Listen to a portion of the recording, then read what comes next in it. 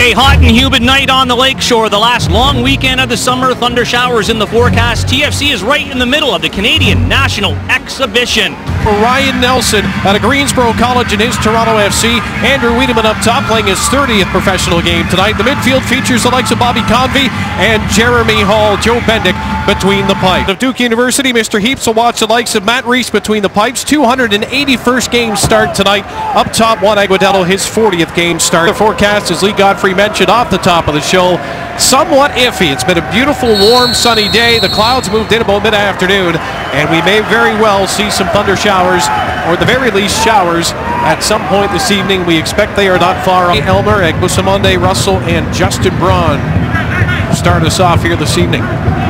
Space again for Kellen Rowe, and he is dangerous with that space. Closed down quickly, still keeps it, fires a shot. Eckersley with a stop. Open net, it's 1-0. Second minute, and ironically enough, it was TFC that scored in the second minute at New England, but Fagundes strikes first here in Toronto. All they're doing is returning the favor. We talked about Rowe. Scored 2 goals from outside the box. Absolute lightning. And this is where he picks up the ball in the middle of the midfield. I'd like to see Daniil Henry step up a little bit more, make sure somebody is picking him up. Has too many opportunities here, gets a lucky bounce, comes back in his favor. But Fagundes, look, he is left open on the back post, and any day he will tuck that one away. That's his 9th of the year. You can see the midfielders trailing the play.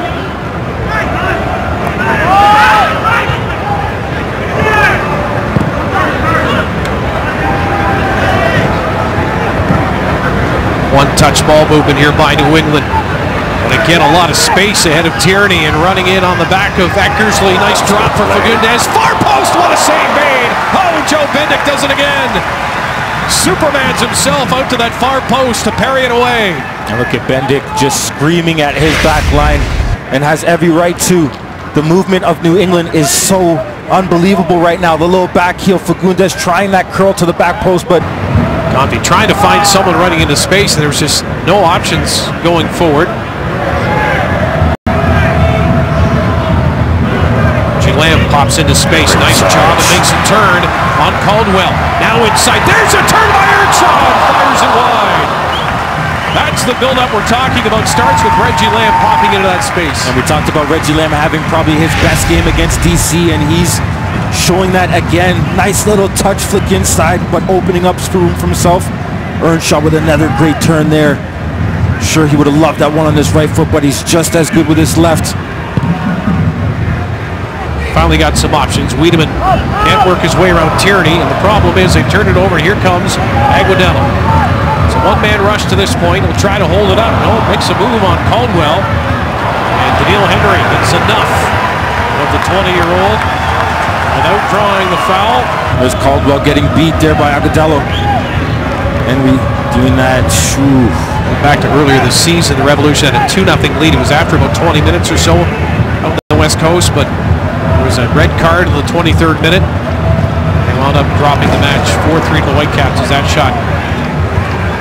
Bill Bendick doesn't have to get a touch on it at the end of the day, so Canada has not been kind to the Revolution.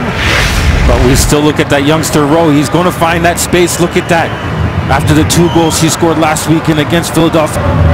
A repetition of what we've seen a few times here. Let's see if he can hang this one up. Somewhere around the 18. You don't want to get too far behind that. Let the players get after it. That's exactly what happens. Maybe get a handball out of this. There's a shot, deflects, pinballs around. Shot! Andrew Wiedemann. In added time. In the opening half. That goal couldn't have come at a better time. It was a little scrappy in the box, but Wiedemann staying on top of that ball. New England players throwing their hands up, wanting that handball call.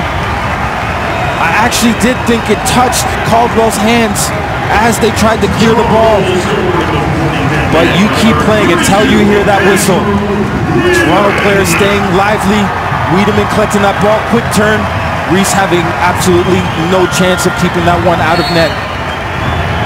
His 4th game started of the season. Andrew Wiedemann has some minutes to find their way. 88th minute, time of this substitution. The set piece flicked over.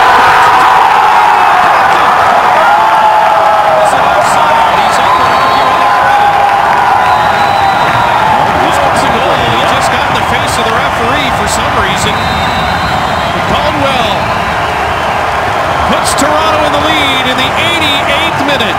Oh no, it's not a goal. No, it's not a goal. Well, they backed up as if it was. Great ball by Convey in, trying to see where could be the hand on the shoulder. I doubt he would pinpoint something like that. There's so much contact going on inside the box. Every right to be angry at the referee there. He did a great job rising on that one. Was he offside? Don't think so. Look at where he's coming from. His arm on his shoulder. Deflection there. Who's that in the referee's ear? Bro. That's it. The referee, I think, has had enough conversations with everybody tonight. He's done. So is this match. 1-1 the final score between these two teams.